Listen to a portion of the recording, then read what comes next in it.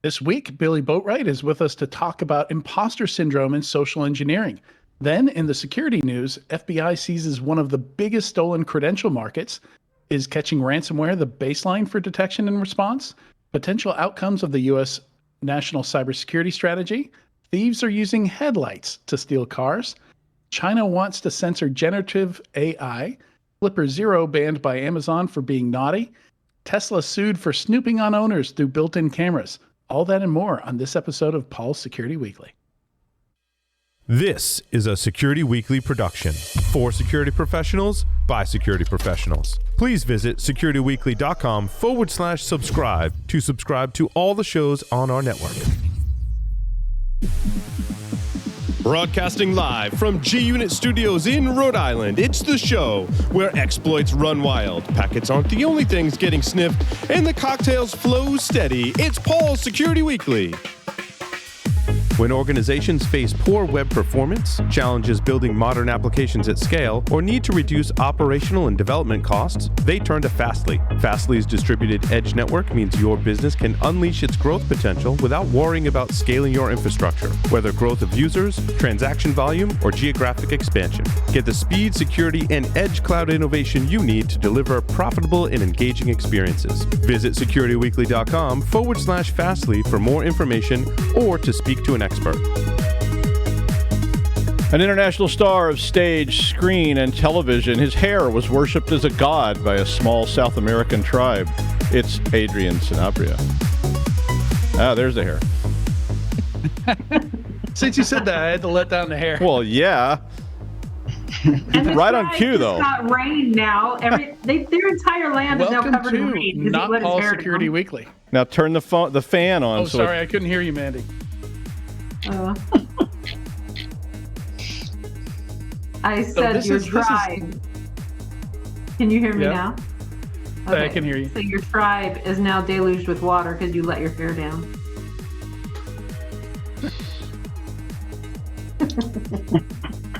All right, this is not going to be your usual Paul Security Weekly. I am clearly not Paul. I am Adrian. This is episode 780, recorded on Thursday, April 12th, 2023. And as Doug pointed out, I will be your host today. Paul is using his quarterly get out of hosting card this week. I think he's off somewhere vacationing with family. And joining me tonight, I just heard from her, Miss Mandy. Hello, how are you? Good evening. I'm well. I'm glad to see you. I'm glad that everybody is here, and I'm very excited to see Billy. So I think this is going to be a really cool interview. Yeah, likewise. I agree with that. Also joining us tonight is Dr. Doug White. How you doing? What did I say I was going to call you? Oh, you were going to call me Stog. Stog. Yeah. I got some like spam mail once, and they always screw up my name because even though my name used to be kind of common, apparently it's not anymore, and I get called Stog, Duck, Doe. Doe is my favorite, D-O-U-G-H. I'm like, yeah. Oh. Call me Doe. Yeah, so the name you hear me using online, the where Avery Zawaba came from, is this the worst misspelling of both my first and last names? That's why you see me. So Zawaba is a misspelling. Yeah, I often use an anagram. So I have Theo Udvig is another anagram that I used to have a credit card for that one, and but nice. Yeah. My students never figure that one out either, which bothers me. Also, a few more folks joining us. We've got Sam Bound. Is it Bound? Yeah. Good evening. I'm glad to see you. Glad to be here. Glad to have you. We also have Mr. Tyler Robinson with us. How's it going? Excellent night for a podcast, obviously. Those AI email and phishing bots are obviously getting better and better with these names. So. Yeah. But and Tyler, also, there's policies against that. Oh, yeah. Finally, the guy interrupting me is Josh Marpet. Adrian, if I wasn't interrupting you, would you know I was here? Come on. So I know you're here. And I always Even when you're not talking, I can sense your presence. A malevolent presence. All right. Quick announcement here. Security Weekly listeners save $100 on their RSA Conference 2023 Full Pass. RSA Conference will take place April 24th through 27th in San Francisco and on demand. To register using our discount code, please visit securityweekly.com, RSAC 2023.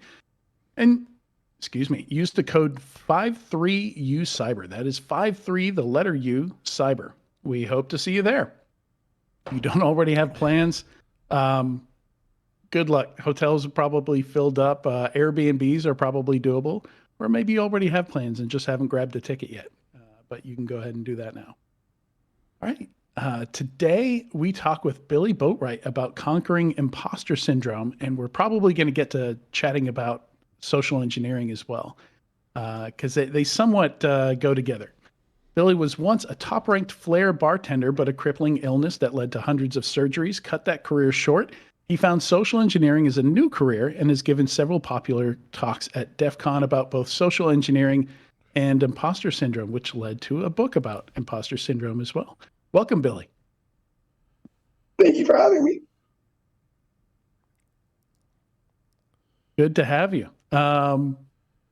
Yeah, and so I did make it through your book. I've had a lot going on, but I was like, I'm going to finish this book before the podcast tonight, and I really enjoyed it, and want to dive into that a little bit. I think it's something like 240 surgeries now. Last Wednesday was number 240. Wow. Yikes. Yeah, it's crazy. But you're still here. So you're with us. When I say in my bio, hundreds of surgeries, literally hundreds of surgeries. So let's see, where should we start? So how did you make the we've seen people come into InfoSec from a lot of different backgrounds, but flair bartending isn't one that's high in the list, at least that I've anecdotally heard. So, I wonder, is maybe Vegas the connection there? Like, how did you find out about the security industry and social engineering? I was bartending. I moved to Vegas in 2001. And about 2008 or 9, a friend of mine came up to me and said, "Hey, have you ever heard of social engineering?" And I said, "No." So I went home, looked on Wikipedia. At the time, the only name was Kevin Mitnick. But I started reading about it and I went, that's bartending. Like, just the target's different. So if you do social engineering in security, you're trying to get credentials. Bartenders are trying to get your money.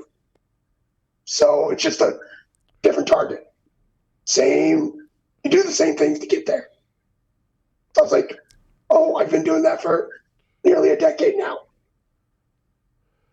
So then it was, once I started to get sick, it was, okay, I need a job that is less physical.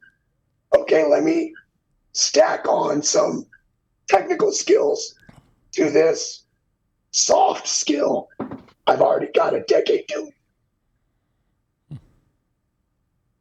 Is basically how that went. And that's why I love those, those Twitter stories of there is no like, this is the path. You can take skills you learn in all sorts of jobs and they can translate into the security field. I'm curious, how did you, how was the bartending skill set? How did that help you in security? And then kind of what are some of the similarities that I would say most jobs have that allowed that kind of seamless integration? Is it emotional intelligence? Is it personal ability? Is it the ability to talk? What are some of those high-level fundamental skills that you learned that translated over from the prior job? it's the biggest one. And I gave my first talk at the SC Village about this, was about building rapport. Is I can talk to the person at the bar that can barely afford a beer, but I can also talk to the guy at the bar who's going to tip me 10 grand. And being able to talk to everybody in between about anything, and you start to just pick up and gain the experience and learning little jokes about where certain people are from, so that the next time you meet somebody from Oregon, you've got your ready-made line, so to speak. And then there were definitely manipulation things that we would do at the bar to try and make more money that you do in security, where you sort of escalate to get more and more information, and we would use them to get more and more money for people. I actually had some students who asked me. I was talking about the show, and they asked me what imposter syndrome was, and I kind of had a feeling about it. I was like, it's like the opposite of me, I think. But I was going to see what your, how do you describe that? Just sort of the intro. I think imposter syndrome is honestly something people make up. Honestly. Wait. Like, what? You mean in their own heads? So I don't disagree with this. I talk about how I've never felt it. Like when the impetus for my talk was I saw a tweet from a big name in the community. And I was like, come on now, dude. There's all the accolades, all the jobs. There's no way you feel like this. If you do, it's got to be something else. It's not this. It's like, I kind of feel that some people say, I have imposter syndrome as a way to like, hey, compliment me. Tell me I'm doing okay. And so like, I tell a story in the book about why I don't have imposter syndrome. It's because I found a baseball card when I was a kid. And there was a quote from Babe Ruth. It said, if you're good enough to have a bat in your hand, you're good enough to swing it. For the rest of my life, that's what I've used to keep me from doubting myself. If I'm not good enough to be there, I'm not good enough. I got to get better. But if somebody put me in a position to do a job, give a talk, be on a podcast, why should I doubt myself? If you guys didn't want me here, you'd have said, no, thanks, and moved on. I love that. Yeah. Honestly, I think more people need to hear that than the echo chamber of, hey, we all have imposter syndrome. It's okay to have imposter syndrome. Like, really, I think getting a handle on your emotions. Like, it's okay to be nervous. It's okay to feel like you have to perform and you may not do your best. That's all right. But I think you're 100% spot on. Like, it is also a cop-out and an excuse for our inability to deal with the fact that we have the opportunity to fail. We can fail. And if we're not comfortable with the fact that we can fail, then we need a mechanism to get out of that fight or flight and that survival mechanism. But that consistent positive talk on the flip side of this, where you have no self-doubt, you have the ability to continue to grow, and you have the ability to say, I am not capable of doing this, but I'm going to try because I'm put in that position of pressure, and therefore we will see what happens. If I fail, I can move on and get back up. We don't have to have an imposter syndrome in order to be a high performer and to be at the very top. And that's the one thing that it is not a common or a great or accepted viewpoint, but I think there's a lot of people that feel the same way because they just show up and often they have failed and they've been okay with their failures. Yeah. Growing up, I was a jock. So I had plenty of opportunity to fail and fail a lot. I mean, at baseball camp, they would tell you baseball player is the only job where you can fail 70% of the time and still be a millionaire. So like that was taught to me as an 11-year-old. So I've never been afraid of, oh, I failed. What did I learn? Move on. Let's go. I think you learn that in self-taught tech too. I mean, some of us got in tech, and I had the good fortune to have a bunch of engineers who I asked to help me, but they didn't really help me as much as they just pushed me, to say just try. And I think I learned that that you could screw it up, and you just had to fix it later. And it wasn't an obsession; it was just the way engineering worked. It was like they were like, "Well, give it a shot." And when you don't understand something, come ask, and I may know or I may not. And I think that got me to that point, because I think if you try to be perfect in tech or in baseball, you're going to drive yourself crazy, because, I mean, this stuff changes constantly. It's a shifting target every day. And, it's tough. And I try to tell my students that, like, don't feel like, I mean, I had a student the other day say, "How do you know this so well?" And I'm like, "Because I've been doing this since before your father was born. That's why." I mean, like, come on. It's not because I'm brilliant or something like that. It's just because I've done it a lot, and I screwed it up a lot, and I probably will screw it up again next week. So I'm just going to keep working with that. So I like your description.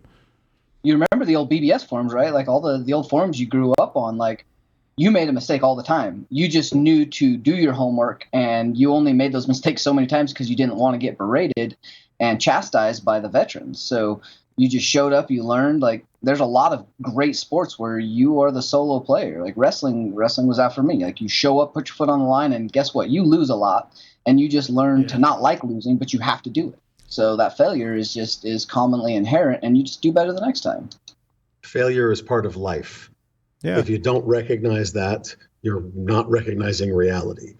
And imposter syndrome, if I get you right, Billy, imposter syndrome is real, but it is something that you bring into your own head. And it's not like people are faking it. They're, "Oh, I have imposter syndrome," although some do, I know.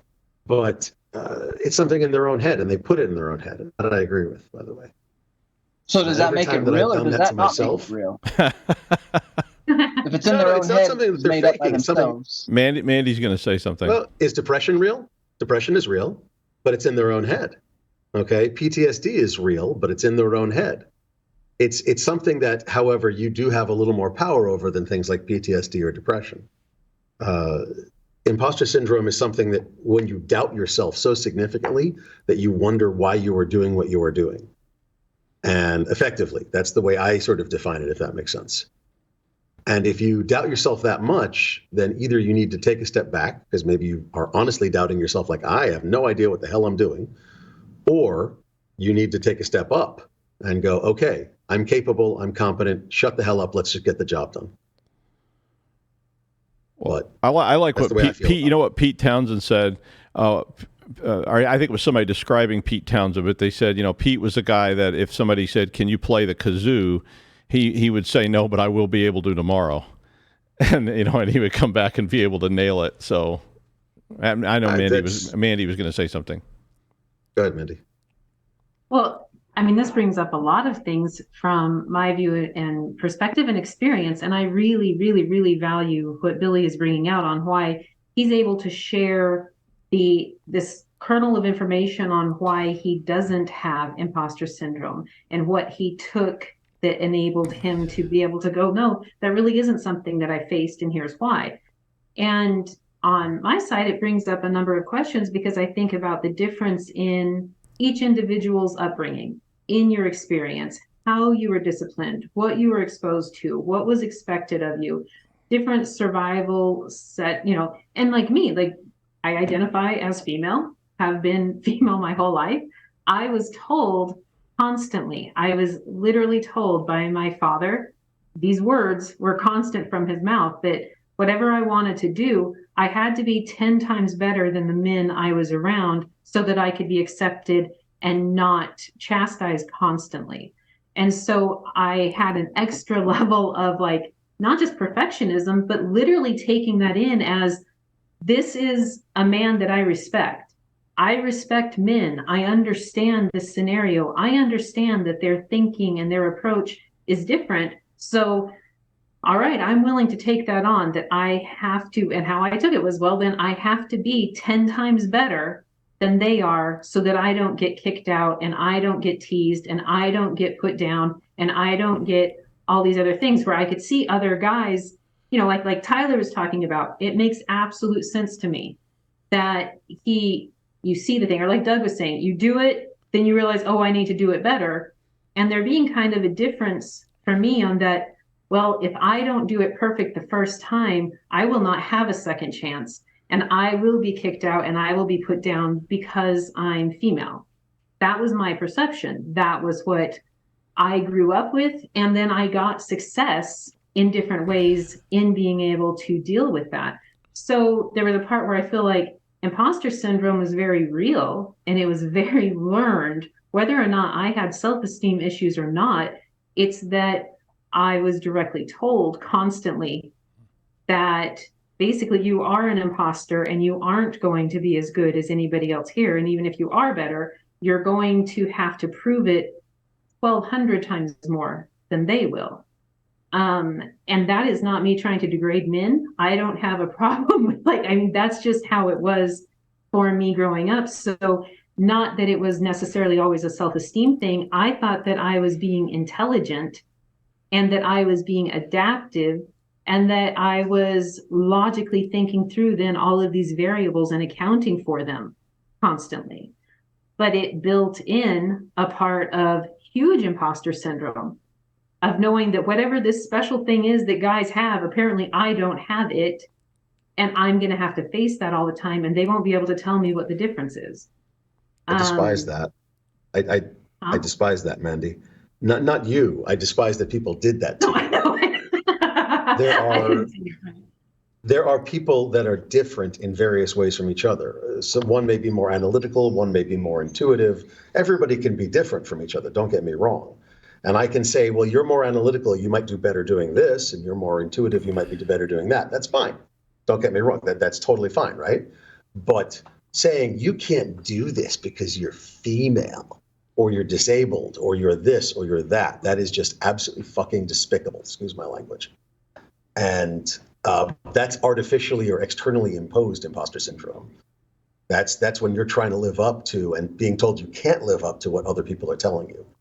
And that's despicable. I can't say it strong enough. I'm sorry. My dad always said there's two kinds of people in the world, people who can write C code and everyone who can't. This is only defining. Maybe that was me that said that. I'm not sure. So Billy, something else I loved about the book was for each example you gave like a hypothetical way that situation in your life could have gone. Welcome to the. And then you gave the actual way that it went, which I think really kind of helped to see like the two different paths you could take, like when processing what's happening to you. Okay, so I'll let you pick which stories you want me to tell. The first floor bartending audition or my first DEF CON speech in the SE Village. Which of the hypotheticals and the actual stories do you want to hear? Honestly, Sure, Billy, like anything the one you want to tell us. Yeah, the one where you're sandwiched in between, I forget the lady's name, but her and Jason E. Street is a good one. Okay. So, first talk, I'm going to give it DEF CON about rapport building. And they put me between Michelle Fincher, who's a former Air Force Academy professor, and Jason Street. Okay, I don't belong on the stage with either of those two. On any stage with either of those two. Yes, you do. Okay. But back to that quote. I submitted a CFP. They accepted it. So why should I doubt myself? Go up there, give the best talk I can. And that's what I did. But just think of all the ways I could have doubted myself. One of the things I told myself jokingly was, thankfully I was opening for Jason so that people would actually show up to my talk. Because they'd want to get seats for his. Because I know how DEFCON talk can be sometimes. But I could have been super nervous about having to follow Michelle and open for Jason. But I just turned it into, hey, I've performed on sports fields in front of thousands of people. I've performed in international flair bartending competitions in front of hundreds of people. How is this any different? Talking about rapport building at granted a technical conference. How is that any different than those other performances I've done in life? And like I said, it always comes back to that. They put the metaphorical bat in my hand, so why not get up there and swing it? It's that simple. Yeah. Yeah. And it's yeah. And you can either get up there and let the fact that you're sandwiched between, two veteran keynote speakers and let that get in your head. Or, I think the best thing you said is, hey, they picked me. Like somebody read my abstract, selected my talk, and put me in between these two people. And as a conference organizer, besides Knoxville, we often do that on purpose. Like we'll put a newcomer in between, two talks that we know people are going to want to go to, because we want to give the newbies a chance in front of an audience. We don't want to cluster them all at the end and have everybody leave the conference early. So there's a very good chance that you were intentionally put in that situation, and you took advantage of it. Yeah, I mean, like I said, I could have been nervous about it, but there was, like I said, I joked about, hey, everybody don't want to see his talk, so they'll come and see mine. Isn't social engineering kind of the opposite of imposter syndrome anyway? I mean, the whole kind of concept of being a confidence person or whatever is sort of literally the opposite of imposter syndrome. I mean, it's where you always think you're good enough, even if you maybe really actually aren't.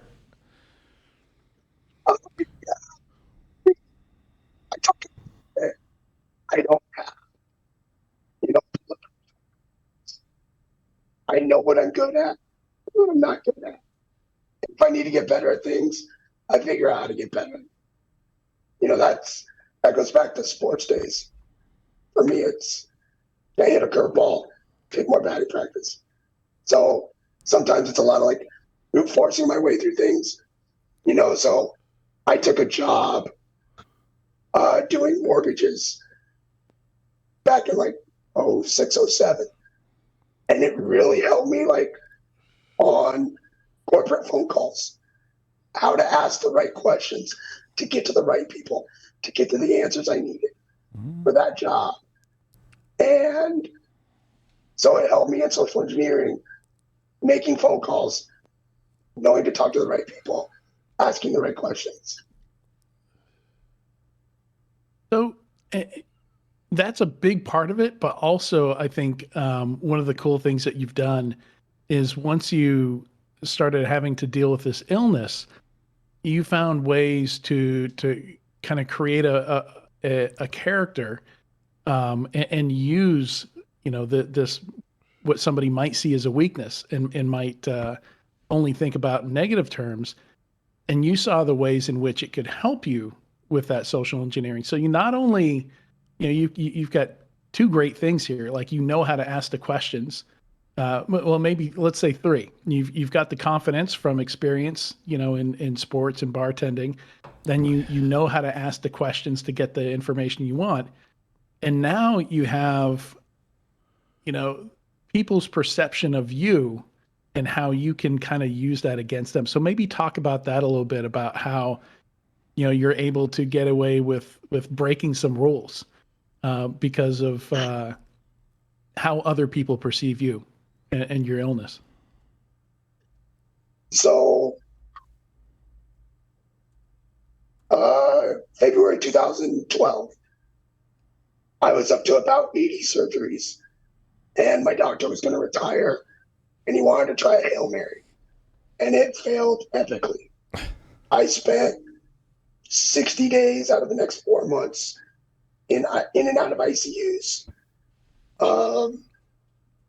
And eventually I needed to get a trach in June 2012. And that's when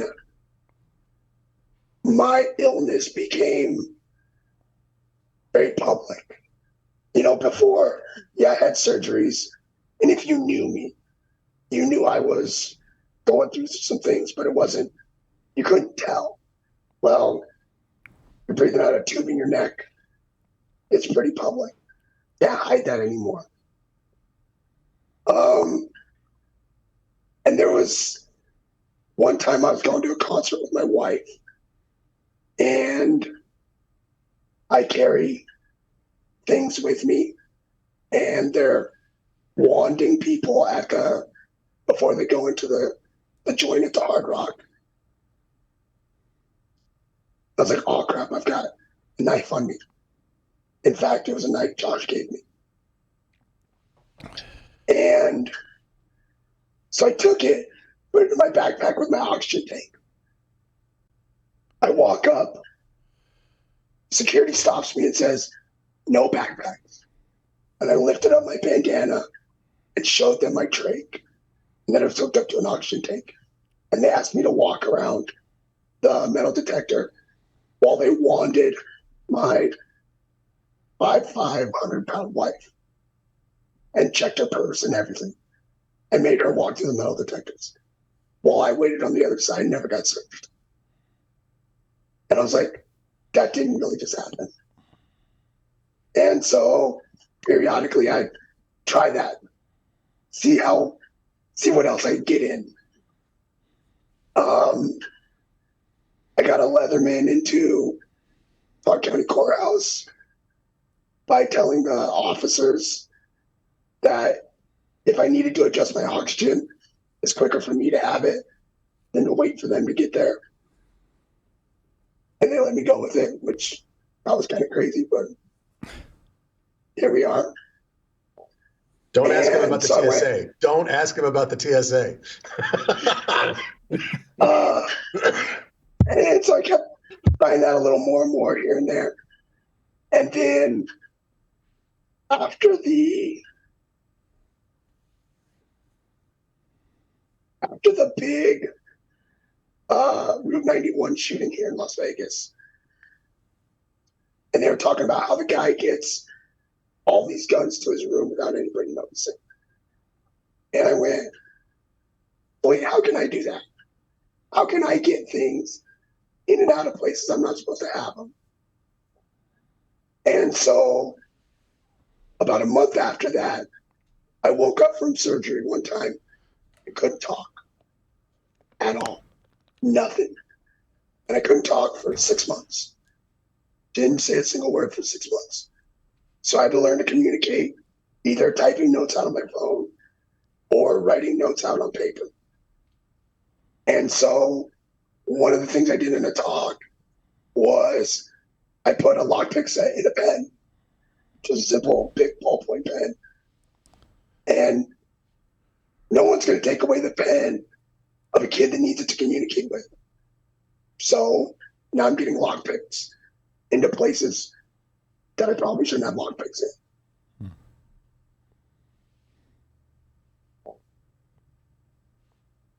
Right, right. Billy, you've been doing this for literally more than a couple of decades now, getting things into places. And Yeah. Have you ever gotten actually stopped? Yes. Like if someone said no to you? Yeah. The Social Security Administration in Las Vegas made me go back out to my car to and get stuff into the empty my SSA. pockets. Of course it was. Of course it was. But Are I've you gotten- surprised, Josh? No. That's if you're going to get stopped, tracks. have it be federal law enforcement that does it. Bravo, sir. God almighty, Billy. You kill me, man. You kill me.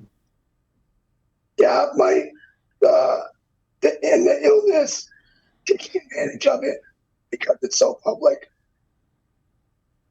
really, I think, sort of short circuits some people, but they're not used to seeing it.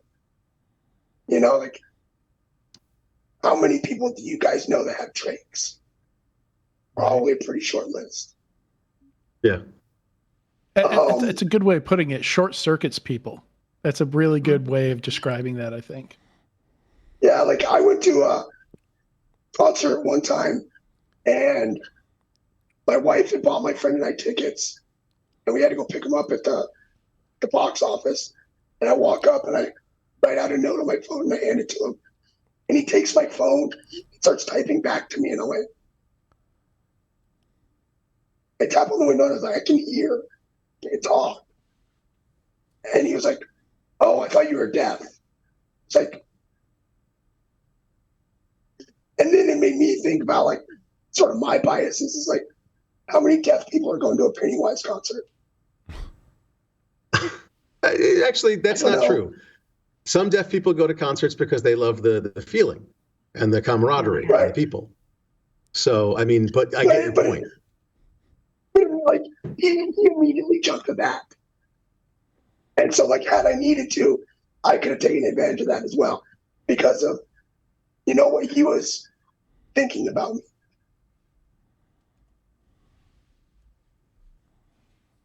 So Mandy, that brings up a few yeah. things. When you're thinking about social engineering, physical penetration testing too, you're basically looking for the vulnerabilities, for the things that people, either because of societal norms or because of their own biases or whatever, just being busy, that they overlook or want done for ease of use. And my situation, having gone from being, able-bodied, capable, extremely injured, then in being absolutely visibly disabled, unable to speak, talk, move, walk, anything whatsoever, I found it interesting to not only to know internally, like, okay, I'm not at the beginning of the injuries, but over time working and progressing, and I'm cognitively as capable as I was before the injuries.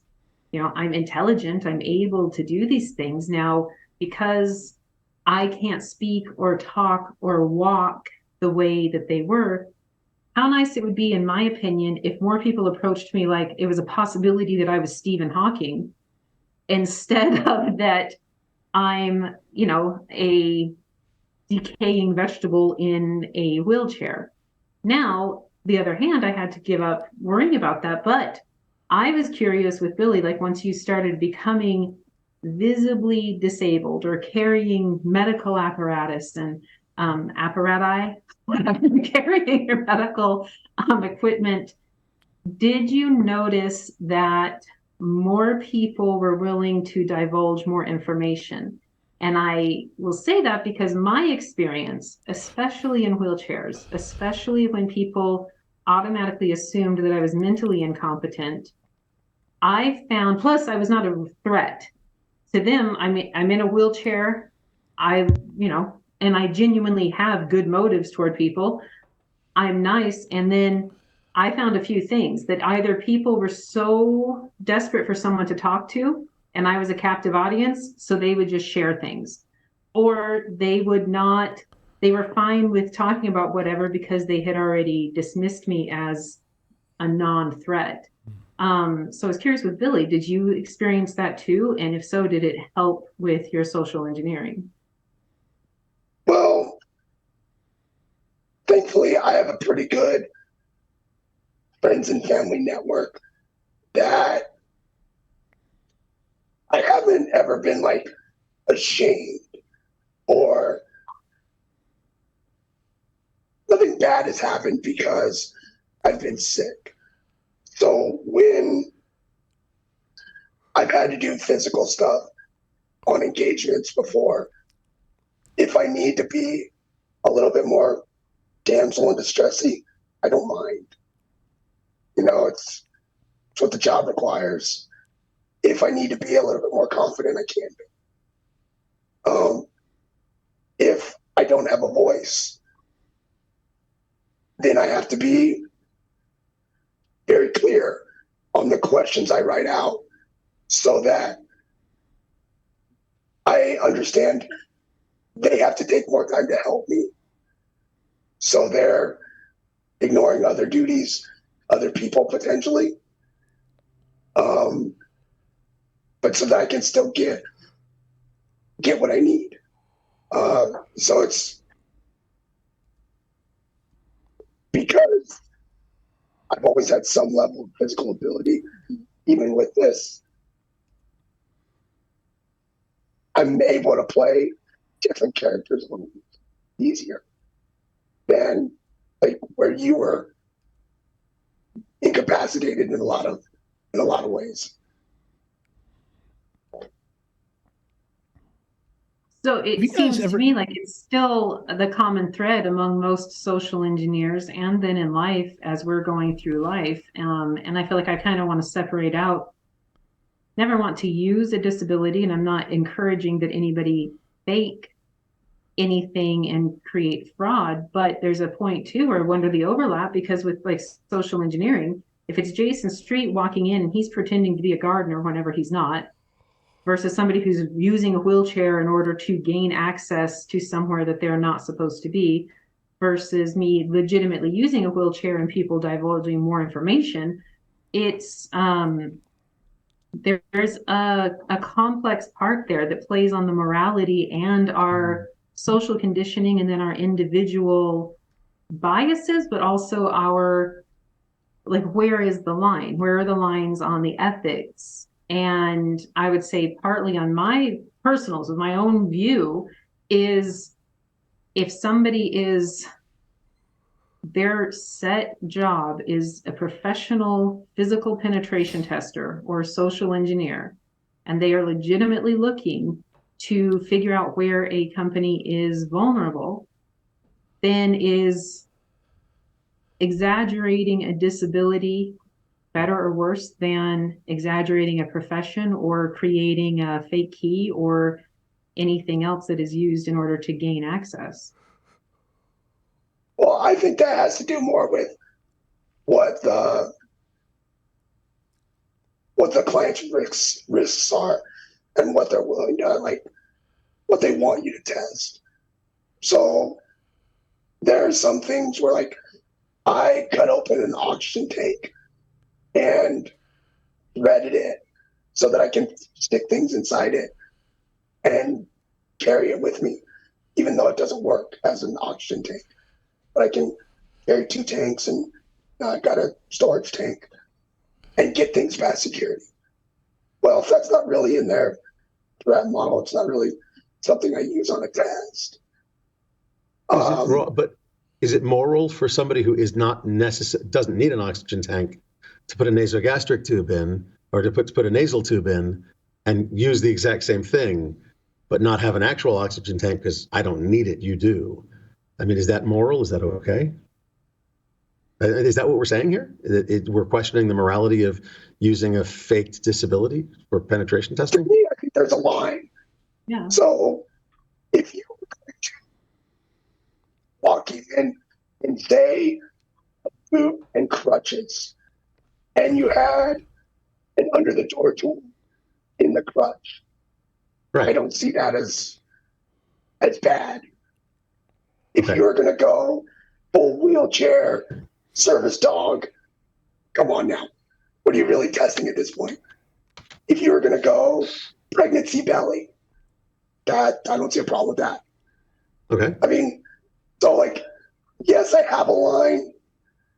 If somebody tried to fake what I have, I would think that's excessive. But if the client is happy with your work, who am I to say you're bad for doing it?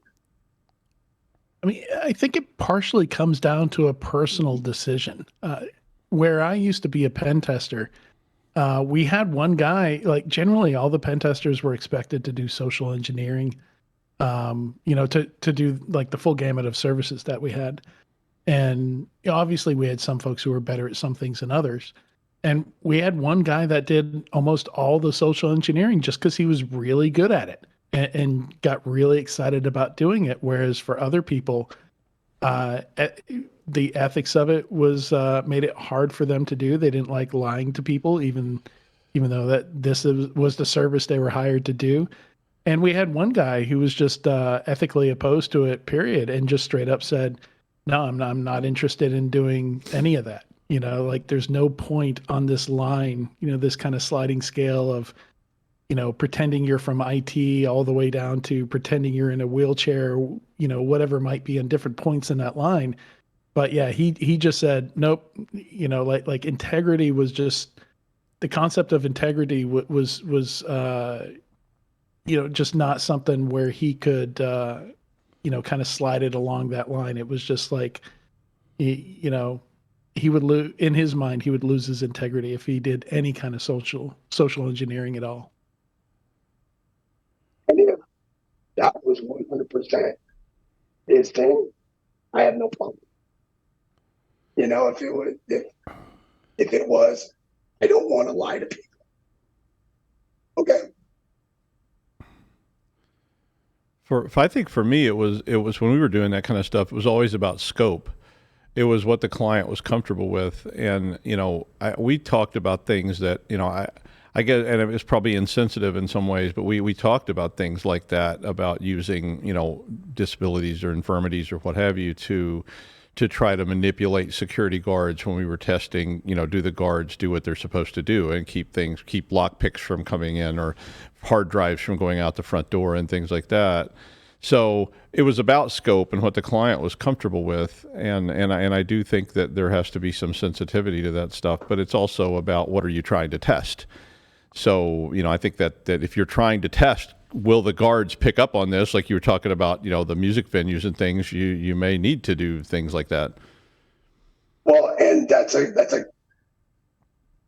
great point about scope and testing if they're doing their jobs, because I can get through the front door, and I've only ever once at a bar in Venice been stopped once I was inside a place.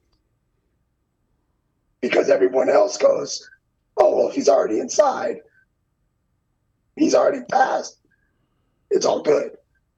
Well, clearly I wasn't.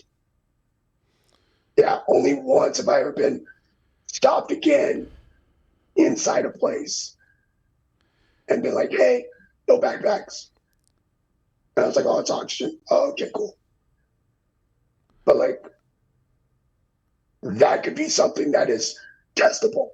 Yeah, honestly, I would have wanted my guards for some of these facilities to not let you get away with that. As maybe distasteful and difficult as that's going to be, there's an old story from the 19th century called the Great Train Robbery, and it was a true story. And one of the basic elements of that was one of the criminals disguised himself as a dead body and went on the train in a casket and was covered in like some kind of horrible stench, so that when the guards inspected the coffin, they wouldn't look very hard because the person was not dead.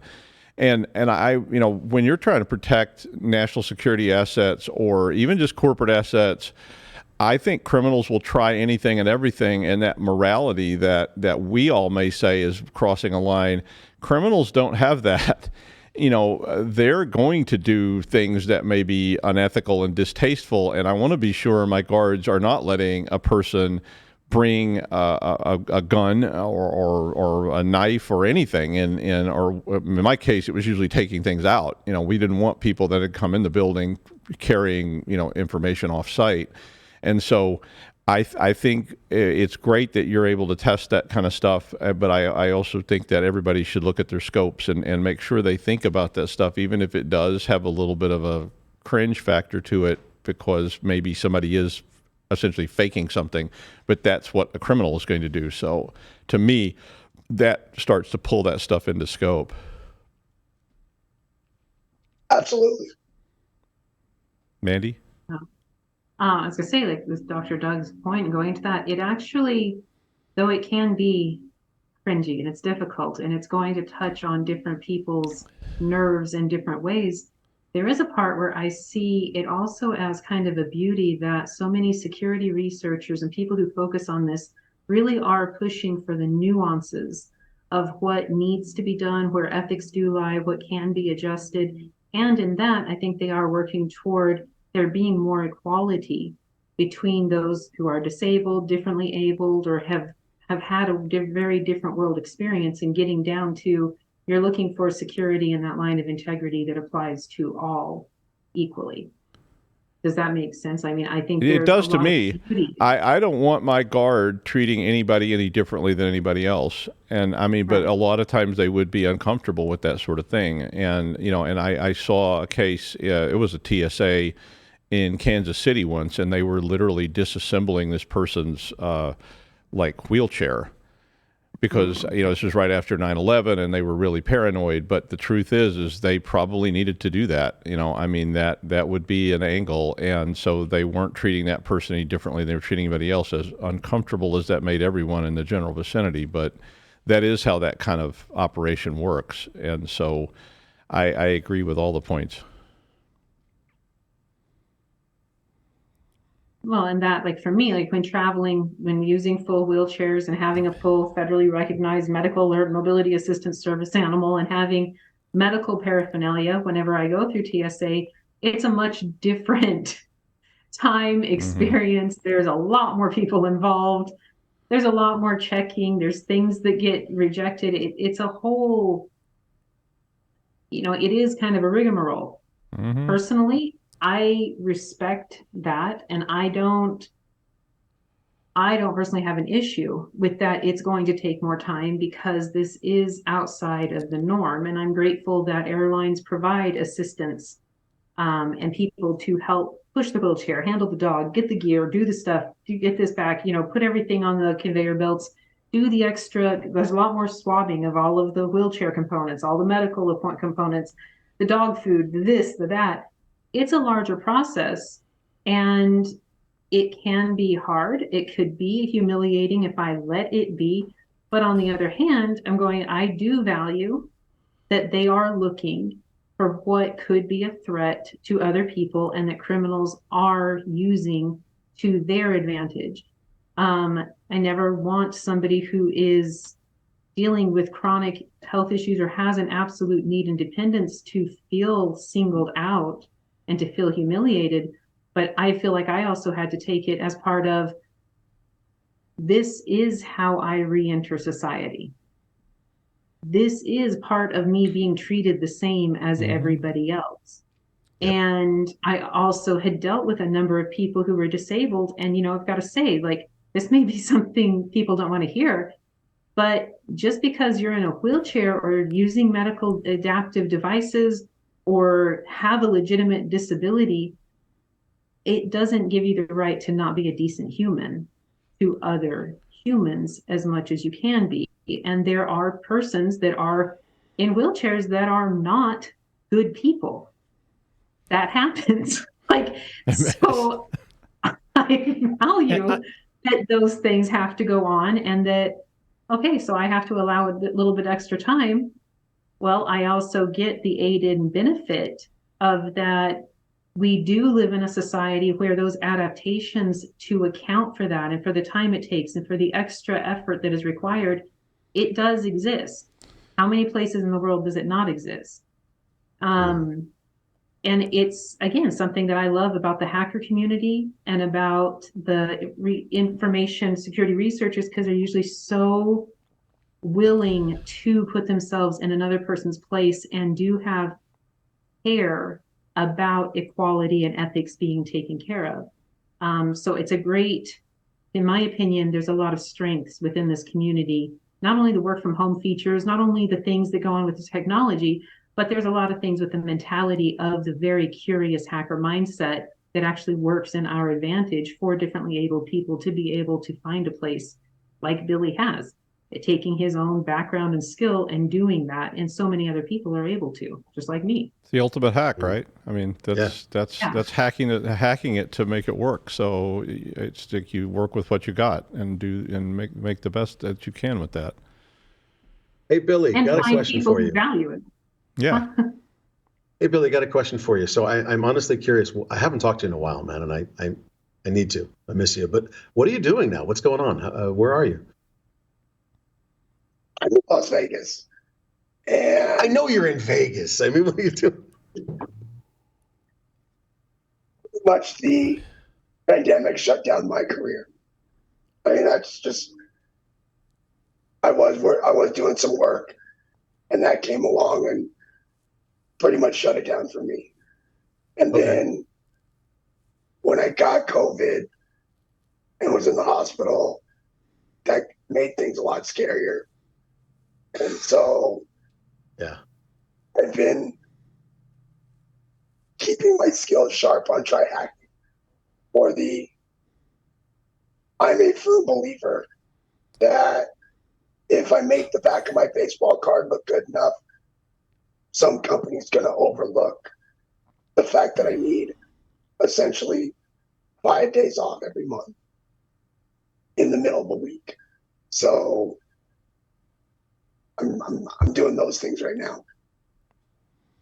Rock and roll. I love that. Make the back of your baseball card look good. I love that. Yeah. That's Get awesome. That batting average Congrats. up. Yeah. Exactly. Yeah. So if anybody needs a social engineer who's better than, well, all of them, let Billy know. Absolutely. Adrian, I think you're up, sir. Yeah, Billy, are you ready to play 5 questions with us before we wrap up our conversation here? Yes. All right, first question. Describe yourself in 3 words.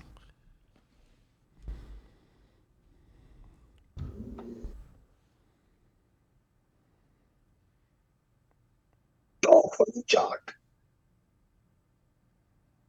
Say one more time. I got 2 of the 3. I think one of them got cut off. Tall, funny jock. Gotcha. If you were a serial killer, what would be your weapon of choice? Don't give away any secrets now. Microtech. What was it? Knife. Microtech. Oh, okay. It's a brand of knife. Gotcha. I don't know knife brands that well. It's a very high-end switchblade or stiletto out the front. So it's the John Wick knife. Gotcha. The next question might be redundant because you've already got a book, but it's if you wrote a book about your life, what would the title be?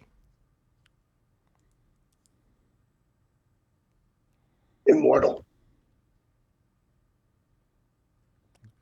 All right. And what is your favorite hacker movie? Ooh. Hacker movies got to be hackers. Yeah. But Yeah. So in response to that, if Paul was here, he'd say yes. okay. You said hackers, or were you going to say something else? I'm sorry. Well, yeah, like movie hackers.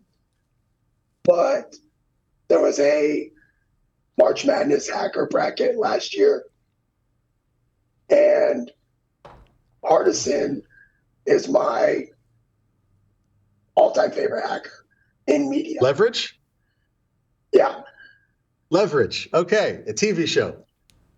The TV show. Nice. So if I had to By the way, something to watch with hackers in it, it would be Leverage. You know, there's a new version of that, Leverage Redemption, right? Yes. Okay, good. Just want to make sure. I've been watching it. It's great. Oh, interesting. It's a TV series, or is it? Yeah, it's a TV series. It's a TV show. I'm not aware of this one.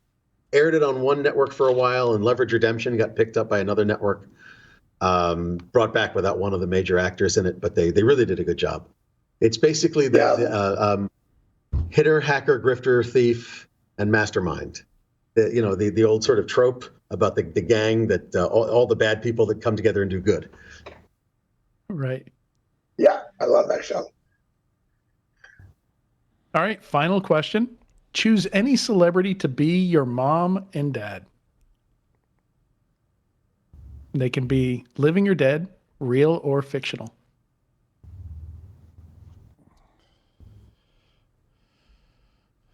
Lou Gehrig and Julia Child. Okay.